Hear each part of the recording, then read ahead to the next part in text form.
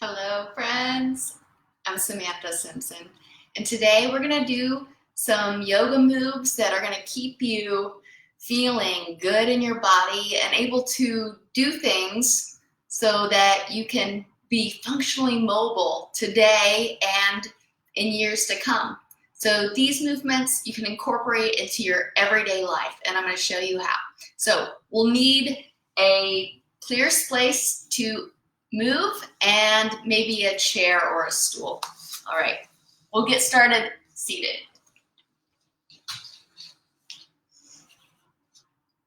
So we'll start seated on one hip with the legs to the other side. So you've been in this position before, and you can use this movement to get down on the floor on your side, or you can use it when you're sitting in bed to lie down. This is going to keep you mobile in the waist and keep you from injuring your back. Okay, so to go from a seated to lying down, the hips are going to be vertical to start, and then they're going to eventually tip over. Or they're horizontal to start, and then they're going to tip over to be vertical. All right, so I'll start with one hand on the ground, and then place the other hand on the ground. So this far hand is going to slide out long, and as it slides out long, my ribs are going to reach actually the opposite way behind me. There, okay? So my hips are still in a horizontal position. My pelvic floor is facing the floor, and I'm going to tilt the top of my head towards my stretched out arm. All right? You'll get used to it. I know it feels a little awkward and weird. So imagine that your ribs are being pulled the opposite direction towards your feet. All right? Slide your hand and keep the top of your head pointed at the floor. Okay, now the hips start to tilt, and now the hips are in the opposite direction. They are vertical. My pelvic floor is facing the bottom side of the mat. All right, and we can do this the opposite way to get back up. All right, we'll take it nice and slow. So imagine that your ribs are going to come up first, and they're going to be pulled up and towards the opposite side. So where I'm pointing, that's where my rib's going to go. I'm going to keep my head down until the very last. My head is going to point at my upper hand. And the hips are going to help in this a lot. Eventually, they're going to tip over, all right? So I'm going to start tipping the hips now. So the hips are almost completely tipped. And now my ribs are going to rise. I'm pushing away on the floor, and I'm moving my legs a little bit to shift the weight. It's all in the ribs. And then I tilt the head up at the very last. Do you see how that went?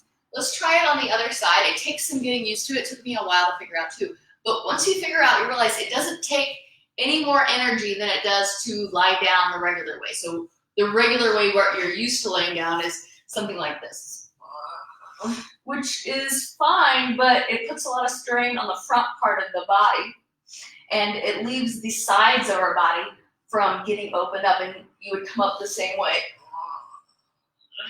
And it's hard on the pelvic floor as well, especially repeating that behavior over and over again.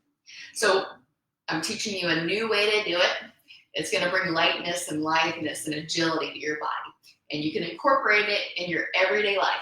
Okay, we'll start seated with the feet to the side. All right, so thinking ribs are going to lift up and move towards where I'm pointing. Keep both hands on the ground.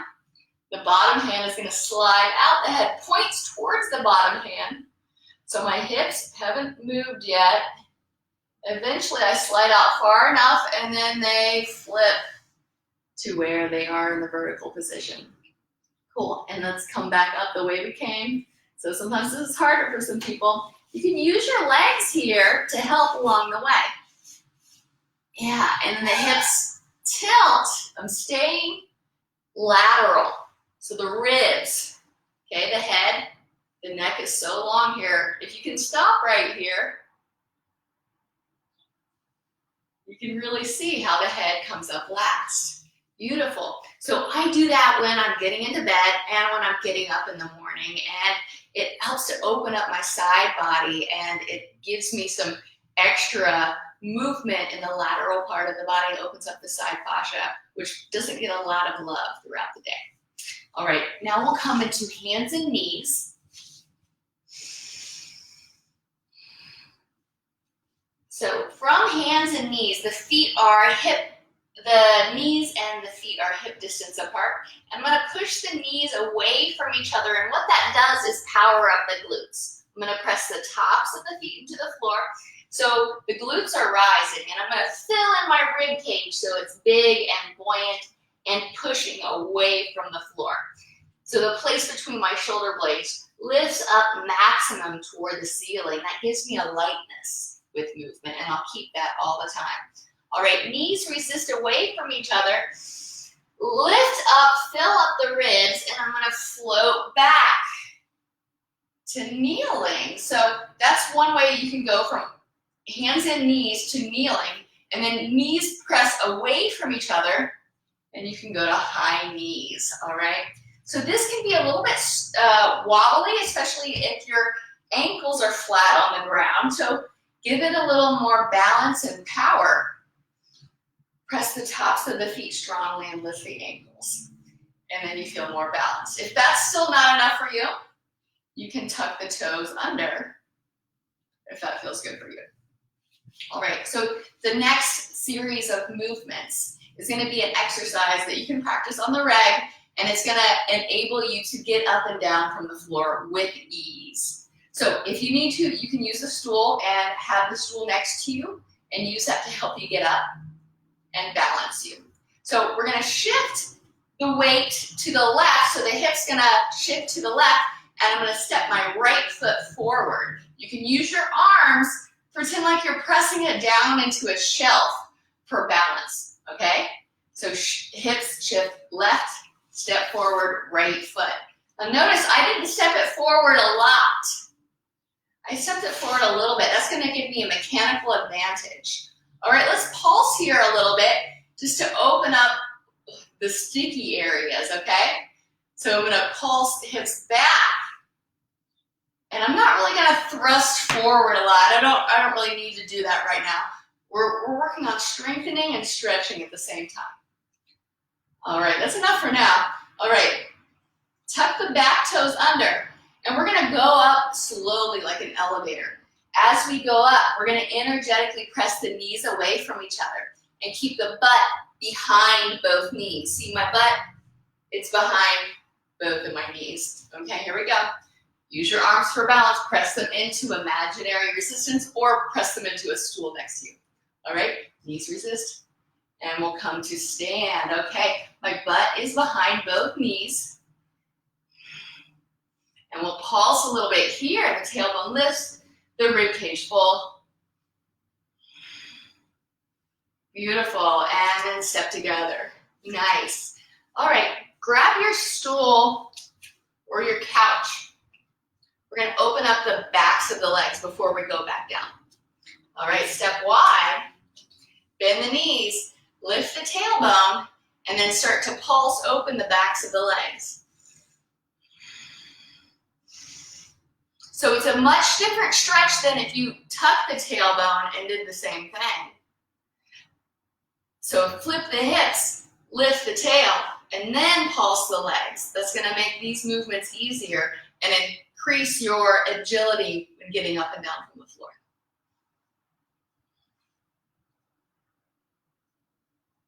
All right, that's good. Now we're gonna go back the way that we came in. All right, stand forward. Press your hands onto an imaginary shelf for balance. Put the weight in your right foot. Step forward, step backward a little bit with your left.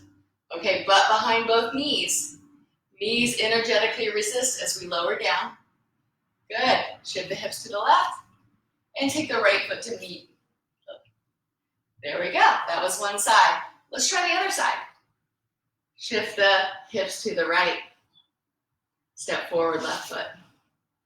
Cool. We'll pulse a little bit here.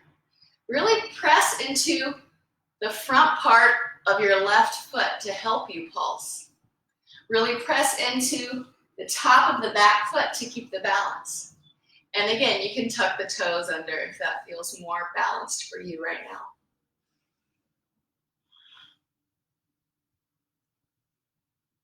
All right, we're gonna come up. Tuck the back toes under. You can use your stool here if you need to. And I'll show you how.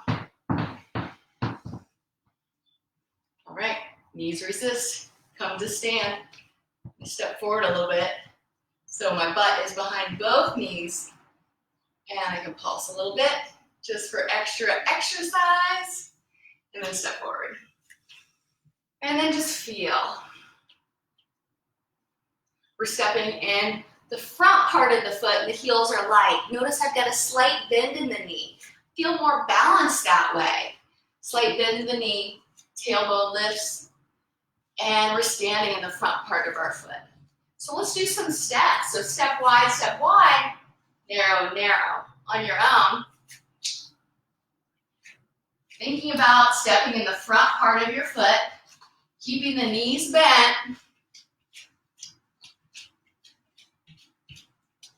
Little hops. Land light. Hop wide. Hop narrow. Getting in these movements a little bit every day will make a big difference. All right, we got to make it equal, so we'll go back on the other side. And you can use your stool here if you need to.